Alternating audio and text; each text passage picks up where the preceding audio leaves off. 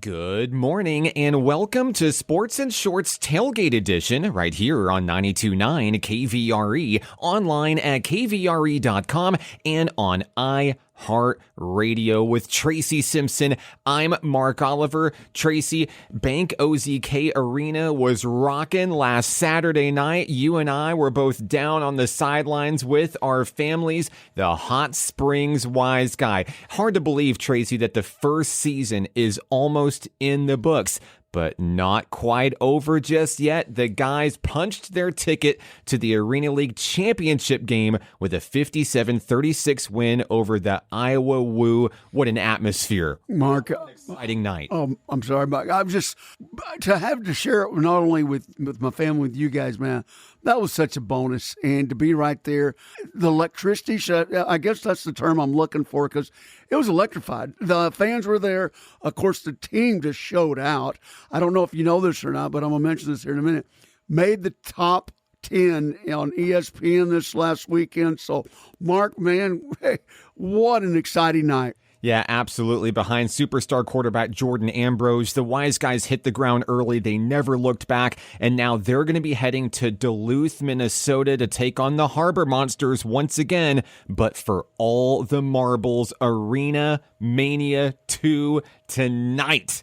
And Wise Guys head coach Bones Bagante, the most popular man in Hot Springs, Arkansas, joins us on the program right now to talk about the win. Coach, welcome. Thanks for making time for us. Oh, glad I could be here, man. Appreciate you guys. Coach, a dominant effort, start to finish. Just 2 weeks ago, this was a game against the Woo that literally came down to a last second, I think there were 2 seconds on the clock, the go-ahead touchdown. This time, you guys took control early, never looked back. What changed going into the matchup this time around? I mean, the mindset. The mindset changed. We had to lock in a little bit more. It almost slipped out of our hands, and we were going up against a team that was already in the playoffs. And for them to play us that hard and stuff like that and not sit any guys, we already knew what time it was, and we were struggling back and forth a little bit, but we ended up pulling it out. But it was a reset. It was a little bit of a wake-up call and let everybody know we got to get alignment, assignment, and technique for the next round. Another thing that we noticed also from that very close game a couple weeks ago, you guys were all banged up, bruised up. Ambrose was taking hits out there, and there were question marks coming into this semifinal showdown about really just the health of the team. Could Ambrose go? And boy, I'm telling you, from that first possession, it looked like everybody was 100%. Even maybe if they weren't feeling it, they looked tip-top shape. What was the secret to getting everybody back in game ready to go?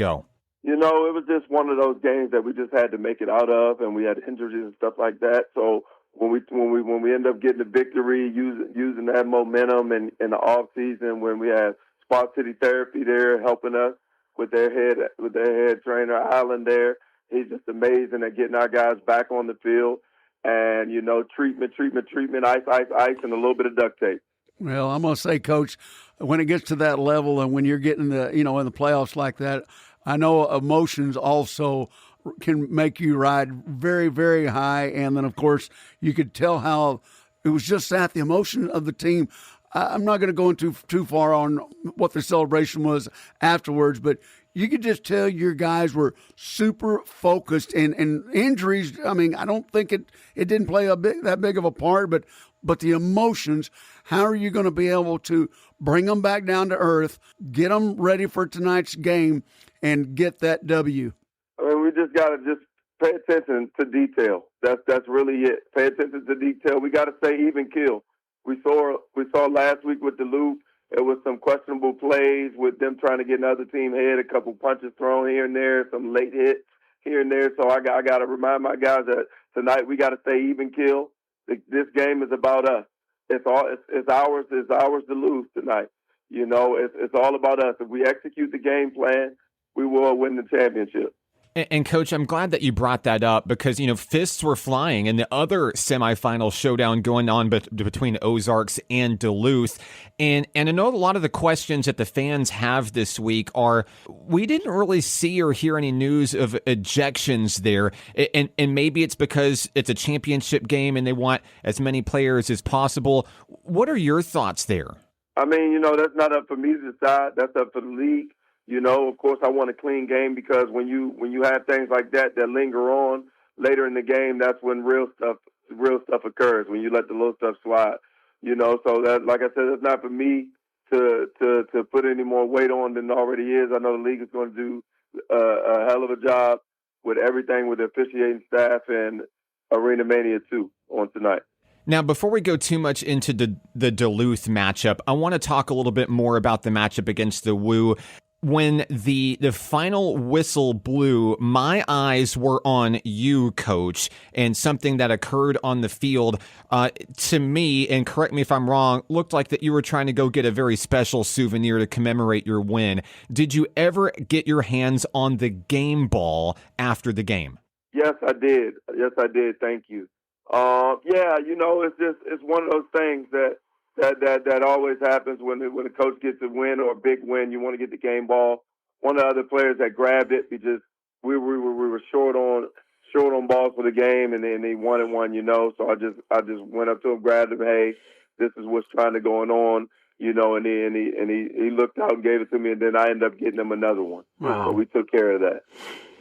Coach, now, of course, obviously, y'all are riding really high right now. Without giving too much away, is there something that you're going to switch a little bit after playing them last time, but that may change a little bit as far as calls tonight or different alignments or anything like that to get the W? I mean, I'll say this: the mindset is kill or be killed. So whatever changes we make is for survival tonight, and we got to make sure we come out of this war alive. I'll say that. And of course, this isn't the first time that you've traveled to Duluth this season. You've seen the Harbor Monsters, you know what they're capable of, and you know how to beat this team as well. So certainly that's got to be a confidence booster going into this game. I know that you guys are the number 2 seed in air quotes, right? And they're the number 1 seed, but this really feels like an extremely winnable ball game for you and the guys. I mean, that's the dream, right? Year 1, you just started this thing, bring home the chip. Yeah, man. That's the goal. That's the goal. Bring on the championship. In every game, we air quote unquote play is a winnable game for us in our eyes. But as you can see, we're not undefeated. So with this league, with rosters changing, staff changing, and things like that, any game, anybody could win. But I'm definitely confident in my guys. We come out, we execute the game plan, that we'll be hosting that trophy later on. Hey, Coach, and I don't know exactly because I was watching, but I'm going to allude to what I was talking about earlier. Top 10 plays on ESPN, of course, the catch over the wall, and it was so exciting. Give us a little bit of feedback on that. I mean, was that some play? I mean, obviously that wasn't called, but I mean, sometimes that just happens. How did you see it from your standpoint? Oh, man, from my standpoint, it was amazing. I mean, the clock was winding down. We have a okay lead. We want to go in the half with a bigger lead, of course. If we could have scored 100 points, we would have scored 100 points. You just want to do anything you can to secure victory. I mean, Ambrose, we had Troy Evans, who was open earlier down the seam, and he missed it, but he had the wherewithal to go to his second read, and that was Trevon James. And he threw it up, and he gave him a chance to make a play, and boy, did he make a play, man. Boy, did he make a play. That was an amazing catch. One of the best I've seen. In a while. I mean, you got to think we're no excuse me. There's no secret to our fans that we have guys flying over the wall with Aaron Dilworth making catches all over the place. We had Troy Evans flying over the wall, Lou Dorsey. We have a lot of guys that can go up and get it.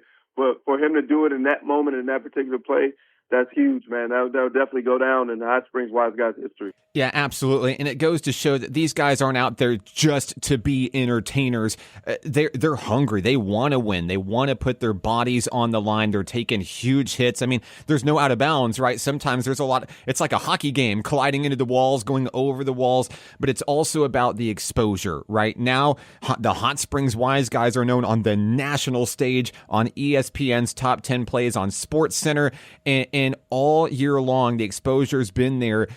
What can you say about the city of Hot Springs and really just how this fan base has wrapped its arms around this team? First year, you don't know what you're going to expect. You don't know if the community is going to buy in, but you guys are everywhere in the community. Now looking back at where you were on day one till now, what has that journey been like with the community? Oh, man, with the community, it's been amazing. Ever since day one, even before day one, before camp, before people even met the guys, they were already on board. I got bombarded with a million text messages and people wanting to meet and talk about the team and set expectations, let alone once we got into camp and they could start seeing the caliber of guys we came in here. Most importantly, the caliber guy off the field than on the field. And, they're champions on both. So once they seen that and we get to winning some games and they get to see that these guys play with a lot of passion. I mean, everybody out here in Hot Springs and a little bit beyond that has welcomed us with open arms. Like you said, it's just been amazing. I mean, our first home game, we had 1,900, and the crowd just keeps growing after that. I believe last game, it might have been close to 3,000. I might be exaggerating a little bit, but that's how it felt. It almost felt packed, a sold-out arena in there. And, when the Darian Primes made that play off that strip sack fumble for a return for a touchdown, it was just electric in there. Like it was just amazing. So everybody's out here from Oaklawn Casino to Spa City Therapy, On the Lake Nutrition, Hamilton Fitness. Every sponsor, every person, just anybody and everybody has supported us. If they weren't a believer, they're a believer now. Yeah, absolutely. And of course, a big game here. It's for all the marbles. And I know it's a long trip up to Minnesota. I know you guys have been locked in all week long with practice and traveling and ready to take it home. And you've started to allude to this already, Coach, but I'm going to ask a little bit more. And this may be the most difficult question in the interview, but who else would you like to thank that has lent a hand either to shining the spotlight on this team or just helping this team achieve the level of success that it has so far? I mean, everybody, man. I mean, from you guys to give me an opportunity early on, talking to us, just all the publicity we can get has been amazing. I mean, you got the ownership group and Jeff Holmes and Tommy. We're still waiting. We're still waiting on our ownerships here. I think we might still be the only team in the league without ownership. We got a great GM in Chris. He gave me an opportunity to come out here and he's let me do things my way. It's just me on the coaching staff, and we're getting the job done. We're getting the job done. We're almost home with it. Well, Coach, I'm going to tell you right now, you're exactly right, electrifying, and I'm going to put it in the books. I think there was over 3,000 there, and I know this for a fact that the parking lots were jammed because I couldn't find a parking spot anywhere. But I guarantee you, man, hey, win or lose or draw tonight, you have definitely made Hot Springs proud of you guys, and we couldn't have had a better season. I know you'd want to have gone undefeated, but the first year out, going to the championship game, I know that all of Hot Springs is behind you. And once again, we appreciate you, and you've got some followers right here, I guarantee you, right here in this studio, and we'll back you, buddy. We'll be right behind you the whole way. Appreciate that a lot, man. I appreciate that a lot.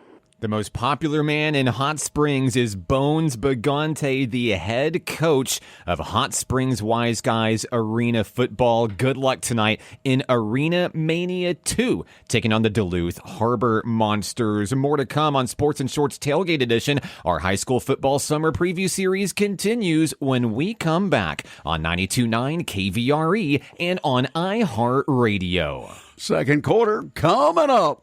And we're back. Sports and Shorts Tailgate Edition, 92.9 KVRE, online at kvre.com and on iHeartRadio. He's Tracy Simpson. I'm Mark Oliver. Tracy, the high school football summer preview series continues with a look at those red-hot Glen Rose Beavers.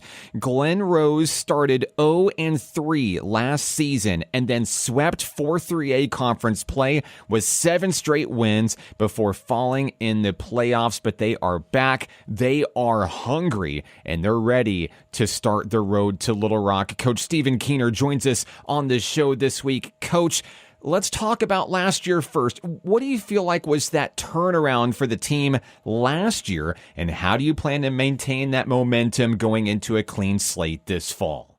Oh man, I think the turnaround for us, obviously, we were so youthful, so many 10th graders, babies, having to be thrown to the fire so early, and we try to schedule our non-conference pretty tough. We know that it's going to be those type of games, and that kind of size and speed come November and December in the playoffs, and so we try to start the season out seeing that as well.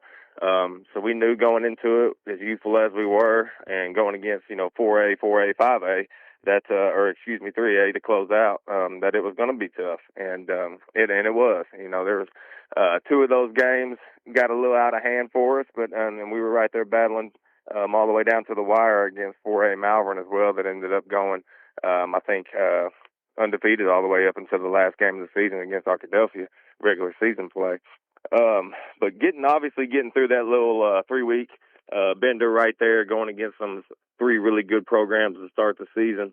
And then, when we get to halfway through the season, really get into conference play, when you get to week 5 or 6, at that point in time, we try to move you. We tell them that you're not a 10th grader anymore, or you're not a junior anymore. You're pretty much got a season in you, and we got to grow up and start acting like it. And those kids, man, like I said, that the 10th grade group we got, sophomores that are going into the junior year, they're really special for us, man. They're it's hard to explain. There's a lot of them in that group.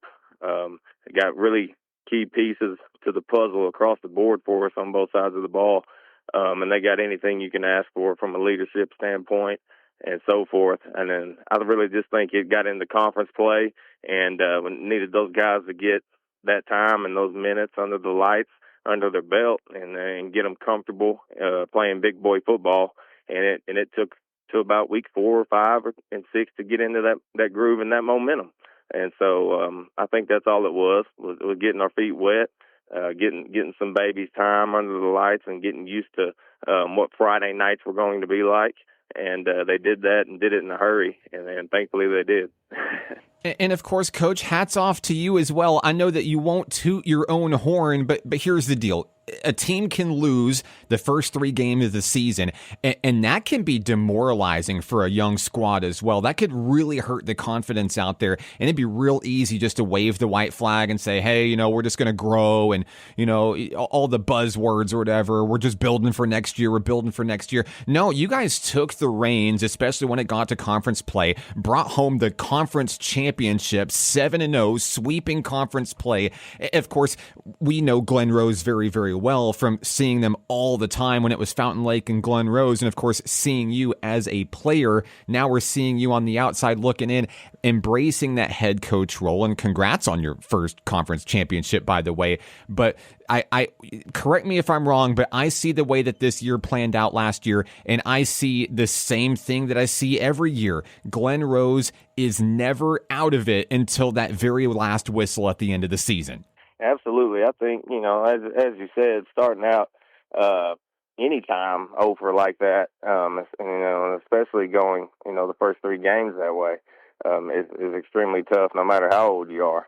It just, again, put another stamp on it as young as we were to add how tough it was. And it is, man. It truly is. It's extremely tough. Thankfully, we pride ourselves in this community of really being a blue-collar community, and with, from parents down, man. And we definitely have that when it comes to kids. And they show up each and every day, and it doesn't matter. Like you said, we were 0-3, man, going into it, and those kids were busting the doors down going into week 4, ready to go that Monday morning, just like nothing had happened, like we were 3-0. And as a head coach, man, that's all you can hope for. That's all you can pray for, is that the kids continue to show up with drive and want to, and that's exactly what they do on a daily basis, man. It doesn't matter what I throw at them, what the world throws at them, or what the season may throw at them. They continue to come through, busting the doors down and ready to get after it. 'Cause at the end of the day, we can always control our outcome, and they know that. And so I'm thankful for the community that we have, instilling in those kids that we have the privilege of coaching, and hopefully we can continue to strive to continue to take those steps up the ladder and be knocking on the door of Little Rock again here soon. Coach, obviously, we're getting close. Week 0's coming up, but you've already some 7-on-7, some team camps and such. What have you seen in them, particularly like you were talking about those sophomores that are now juniors, those juniors are now seniors? What are you seeing that you like right now, and what are some things that you still got to work on just a little bit?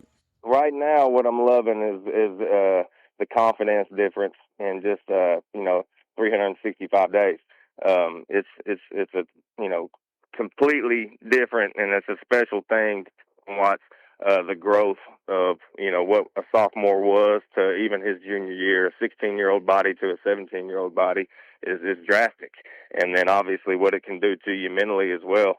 And right now, all spring and everything we've done this summer, our kids are extremely confident in a good way. We're nothing over the top or like you said, tooting our own horn or anything. We're confident in what we're doing right now. We show up each and every, from the time school was out for summer. We were back up the following Monday, and we hadn't stopped yet. And that's the biggest thing that I'm pleased with. I know our coaching staff is pleased with. Is just the confidence. I mean, if you can have that confidence across the board, you got a chance to do a lot of special things. And right now we're confident. Things we need to work on. We got to get a little more depth. Obviously, that's always the kicker at our for our level, Class 3A. We do have the numbers. We got right now on the roster. So we got 42 sitting on the roster right now. But we're just trying to feel, there's, up front on the offensive line, defensive line, got good looking kids, good bodies and good numbers. We're just, at the end of the day, if you want to make those deep runs, we need to be 2 and sometimes even 3 deep on the O-line and on the defensive line as well. Because if we're successful at Glen Rose, man, we're successful up front on both sides of the ball. And so right now we're trying to get some guys that might have a chance to win a spot or definitely come in and help us when needed on personnel changes and so forth. We're trying to get those cats ready to roll. And, and they've continued to climb each and every day, each and every week. And we're about realistically a week out of it, and we'll line it up and turn the lights on and see. Coach, let's name drop some of these guys that have really been impressing. You've talked about leadership quite a bit, talk about that experience quite a bit that these guys got last year. Who's really stepping up and making that mark in terms of leadership right now for you? Man, for us, what will be a starting offensive lineman, defensive lineman for us by the name of Riley Cox. He'll be a junior for us. The kid has actually moved up and started for me since he was a 9th grader. We moved him up after they had an undefeated junior high season 2 years ago. We moved him up in the playoffs when we made our semifinal run all the way up to Boonville. And he started at one technique for us from 9th grade up. And is a kid that is extremely gifted when it comes to size and ability. Personality he's kind of to himself. He's a quiet, shy one, but that's kind of coming out. His growth and his maturity is opening up his personality, and obviously that opens up leadership skills as well. He's an awesome kid, awesome young man. I'd bring him home every day of the week, and he's going to be special for us, and he's probably going to have, by the time this season's over with, he's going to have a multitude of opportunities to go play at the next level, and we're excited about him. Skill position-wise, Gage Hood, our quarterback, that'll be a junior this coming season as well. He is, man, it seems like every week he continues to shoot up in height, man. He's standing at about 6'2", 6'3" right now, and he's just what I thought was a rocket coming out of his hand last year. Doesn't hold a candle to what that thing looks like coming out of his hand right now. And we finished up our last team camp at Rising last Tuesday, and I mean he put it all out to display. And thankfully we got a great group of skilled kids and receivers across the board as well. Kids that understand landmarks, understand what we're trying to do, and aren't scared to go across the middle and grab that thing. And so we're just right now the key areas, whether it be how we're putting points on the board, and then how we're going to stop people as well. The leadership in those areas are trending the right way for sure. Coach, I just I think I just heard you. He's got pretty much a good arm over there, and somebody going across the middle. Are you trying to maybe tell us a little bit the ground and pound of Glen Rose is slipping a little bit, or are we going to try to chunk the ball a little bit? It's that's definitely not going to ever waver from Glen Rose American, man. We're going to establish the game on the ground each and every week, and if we're able to do so, that just amplifies what we're able to do in the air.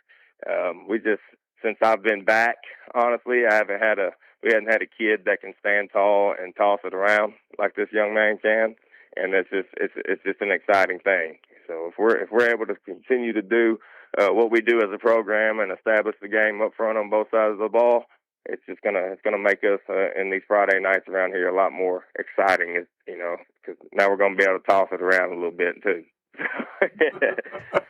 It always makes for 2025. You know that's what people love to see anyway. Yeah.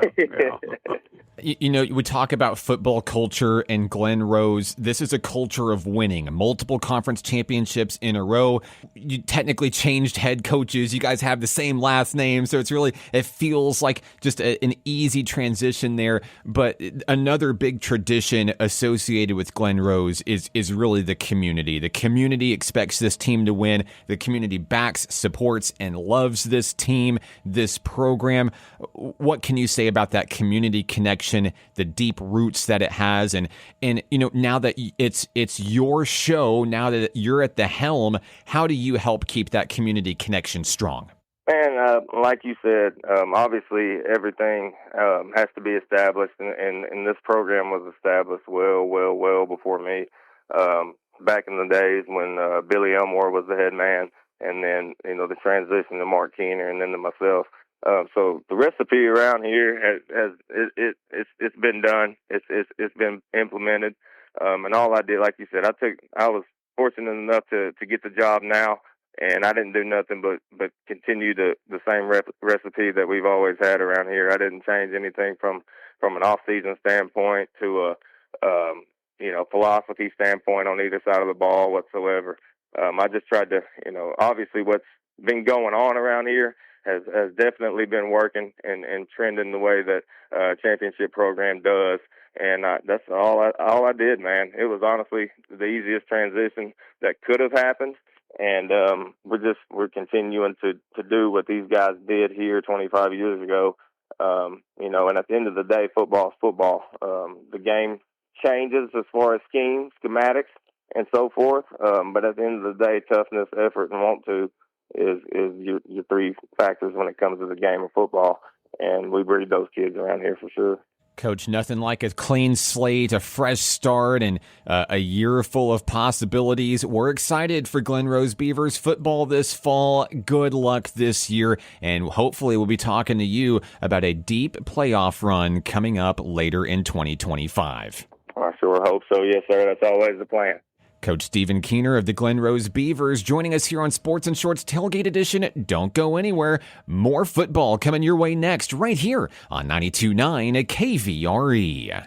And we're back, Sports and Shorts Tailgate Edition on 92.9 KVRE, online at kvre.com and on iHeartRadio. He's Tracy Simpson. I'm Mark Oliver. Our high school football summer preview series continues with a look at the Two Rivers Gators. Following a winless campaign last year, Two Rivers embraces a clean slate entering this fall. A change at head coach brings a new offensive and defensive outlook, and the Gators are committed to rebuilding the football culture in Yell County one day at a time. Coach Will Cox joins us on the program this week. Coach, welcome. Thanks for making time for us.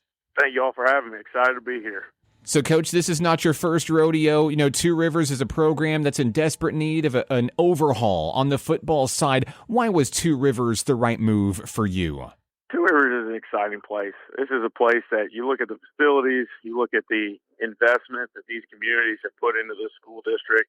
And I'm biased. I think Arkansas is the most beautiful state in the country, and there's not many places in Arkansas that are more beautiful than Yell County. And you get up here into these mountains and along here, and it's a beautiful spot. I've got 3 little kids, and it's a great place for them to grow up. And my parents, they live over on Pettigene, so I get to be around the grandparents a lot. Everything you need is right here, and it's an exciting time to be a part of this build. And of course, you've had the opportunity to get in and meet the guys. You guys have been working hard all summer long. But whenever you walked into the doors, being named the head coach for this program, what were some of the aspects of the program that you felt like needed the most immediate attention when you took over? So I think the biggest thing, you have to find wins, right? So last year, with what they went through, it's really easy to get down and to get negative and to focus on things that you don't have. Coming here, there's so much opportunity, there's so much things to build, but the kids have to. It doesn't help if I'm the only one that believes in that. And so you find wins, and so that's a big. Our off season, we had tremendous growth. These guys really put on a lot of weight. They got a lot stronger. They've had. Those are always I always believe those are your first wins are in the weight room, and these guys really attacked that and pushed each other, and they were able to see the guys that are there every day, that are committed, that are working hard. They're passing guys that maybe used to be better athletically or more or naturally stronger. They're getting passed, and so it's one thing to demand and push them for hard work. It's another thing when they see that that's actually paying off and it's making a difference. So those are your first steps. And then the other thing that does is it shows each other, the guys see that. And so they might not like another kid, but when they see how hard that kid's working to improve the team that they're on, it builds a level of respect. And once you build that respect, that's when you build that friendship and that brotherhood and that camaraderie to where on Friday nights, you're willing to go to battle with that guy. Man, I couldn't have said it any better. Coach, now a little bit of a preview. I looked at some previous areas where you coached, and are you going to bring the same style, or are you going to try to match it up with the kids you got right now as far as offense and defense, or what do you think you're going to throw at them? Maybe you've already had some 7-on-7s and team camps. What's going to work for you guys? So I think you have to match the kids. I think you've got to match your personnel, and you got to have something that your kids can be invested in and that they can run. So we're going to do a couple different things offensively, but we're going to be a team that runs the football, and we're going to get good at running the football. We've got some speed. We got some guys that can go, and I think that's a mindset too. You want to change a culture and you want to change an attitude, and we've got hard-working kids here. We got kids that go, work chicken farms and come out here to practice. We got some tough-nosed kids, and so we're going to be a tough-nosed football team. Defensively, I'm a big believer. You find your 11, 15 best just natural tacklers, and you figure out a defense that matches them. And so that's what we're going to do. We're going to be fairly multiple from a 3-3, 4-2, and a 5-2 type look, and just kind of, obviously it alternates to what you're playing and the personnel you're going against. But I think you're trying to get your most aggressive and your guys that just naturally want to tackle, and get them out there and find a defense that matches that. And of course, Coach, as the saying goes, Rome wasn't built in a day. These things take time, but it looks like that you guys are already making great strides to rebuilding that football culture. And you've talked about the leadership and the belief and just the camaraderie and the brotherhood that these guys have. Let's name drop some of these guys. Who's really stepping up for you in terms of leadership and that experience to really lead the way this summer for the Gators? Yeah, so we've got some seniors in Tacoma Hunt. He's a big offensive lineman. He's a guy that Lion has offered, and some other schools that look. He's 6'3", 320 pounds, and moves pretty well. He's a big old boy. We've got another senior in Van Lee that he's really bought in. He's a guy that goes and picks up other kids and brings them to practice, and he's going to kind of. He'll bounce around all for us. So he'll get some reps on the O-line. He'll be blocking back, and he'll be a linebacker for us. He'll do a lot of different stuff. We've got a junior in Drake Hess. That's just he's a football player. He's gonna carry the ball a lot for us, and he's gonna make a lot of tackles. And he can go. Got another junior, Wyatt Stover, who's worked really hard this offseason. He's gonna be a big part offensively and defensively for us. Caden Hance, he's a junior. He's one of those quiet leaders. He works his tail off.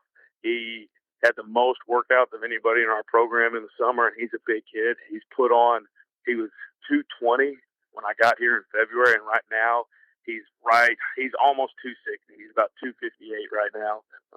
And he's a big, strong kid that really loves the weight room and loves working. One day he missed conditioning this summer, and so the next day he came up here and did it twice.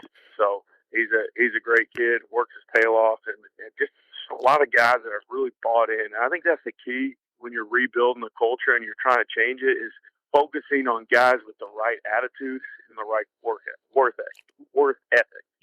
Getting the guys that love the game and love working hard. And even if that means you have to let some guys go, but making sure you build a culture of guys that love it, because that will then in turn attract the right guys. If you hang on to guys that you're just hoping that they figure it out, that might push away the guys you want. But if you get a group of guys that are bought in, that are selling out, that are passionate about it, and that's an attraction that runs through these hallways, and that's something that the younger kids see, and then those numbers grow, and then you build a culture that really can change a program. And as we see across the state, when you've got a football culture that's strong, that changes a program, it changes a school district. And so many people say it, and I think it's true, your football program is the front porch of your school. And so having kids that are bought in, doing it the right thing, doing it the right way, then that's the first step to really making a massive difference. Coach, I can only imagine. I've fished, I've hunted up in those scatters in Petit Jean like you're talking about. It is beautiful. You're absolutely right in Yell County. And man, oh man, I don't know how you get those kids in the workout room with all the availability up in that area. but tell me that about like you were talking about the culture, about the community up there. I know it's a rural setting. It's sort of spread out. How's it coming together for you guys as far as the community backing you and helping out with getting those kids in line and getting them to practice and making it work for you guys up there? Yeah. So, we are a massive school district in mileage. We are really spread out. We consolidated a lot of towns. I took a kid home from practice last night that a 40-minute drive just to his house from the school. And so and he's still probably 20 minutes still in our school district. So there's a lot of challenges there. What I'm a big believer in and what we are doing is that when kids see how invested you are in them and how much you care about them, and that you're willing to go leave early in the morning, leave the house at 4:30 in the morning, go pick them up and get them to practice, or we have an evening practice taking them home, doing that. And we've got guys that we're doing that to. Today we had a morning practice, and we had several coaches that we have our little bus route that we scatter out and we go drop kids off and run kids out. But when parents see that and the community sees that we're invested in these kids and we're going to do whatever we got to do to make it to where they can do this and they can be a part of this. And then on top of that, then they start seeing kids graduate from this program that are better young men because they learned how to work hard. They learned how to be a part of the team. They learned how to be held accountable, and they learned what delayed gratification is, because that to me is one of the biggest things missing. And that what I tell our players all the time, if you want to separate yourself in this next generation, understand what delayed gratification is and be able to do that. And I think football is a great way to teach that. So anyway, all that to say, is seeing the investment these kids are putting in. And it's something that you're rolling a snowball down the hill. And once it gets going, it's tough to stop. Pieces of that. And the longer we go with this, the bigger that's going to be and the more they're going to be out. Yeah, no, you're right about a lot of opportunities. I had a 7th grader and 8th grader come to morning workout a couple weeks ago. And they said, "Yeah, Coach, we've been up since 2 this morning." I'm like, "What are you doing at 2?" And they go, "Oh, we went coon hunting." Yep. So it's a little different than other areas, but man, I wouldn't trade it for the world. No, man, that sounds great. I understand that. So, Coach, taking a look at the schedule, what are some of the goals that you have for the guys this year? What does success look like more than just what's on the scoreboard at the end of the night? Right. Yeah, absolutely. So we've got to compete. We've got to compete for fourth quarter. And that's been our emphasis. We want, regardless of what's on the score, what's on the scoreboard, regardless of how the game is going, we want to be the team that's in the best shape in the fourth quarter and is playing till the end. I think that's the first step. I think being that and doing that being able to compete in practice, improve in practice, and going out. And the thing is, we've got the talent. Our numbers aren't where they're going to be when this program gets rolling, but we've got the talent to where we can upset some people. And I think getting those and going after it. And I told guys, I said, we're not going in here to just try and sneak by and get through. We're going in here and we're going to play this game the right way, and people are going to be understand what we're building here. And so, there are some games. I think the emphasis right now has to be on us and playing this game the right way, competing for 4 quarters, and making sure that when we leave that field, regardless of what the score is, we don't have regrets on our effort. Yeah, we're going to make mistakes, and I'm going to I'm going to have some bad calls, bad play calls, and there's going to be errors throughout. That's human. That's how the game goes. But we can't leave the field questioning our effort and wondering, did we give enough? I think that's the key. I think that's what you have to build with. Mark, I like what I'm hearing. How about you, Mark? Coach Will Cox of Two Rivers High School. The Gators have a new face and a new opportunity. Always love a clean slate, new possibilities. Coach, thank you so much for joining us on the program. Good luck to you and the guys this fall. Thank you guys for having me. Go Gators. All right, Mark. Oh, man. Yeah, that's exactly what I like. Boy, I tell you what. We got a lot more coming up, though, don't we? That's right. Our local roundup is right around the bend next on Sports and Shorts Tailgate Edition, right here on KVRE. Fourth quarter coming up.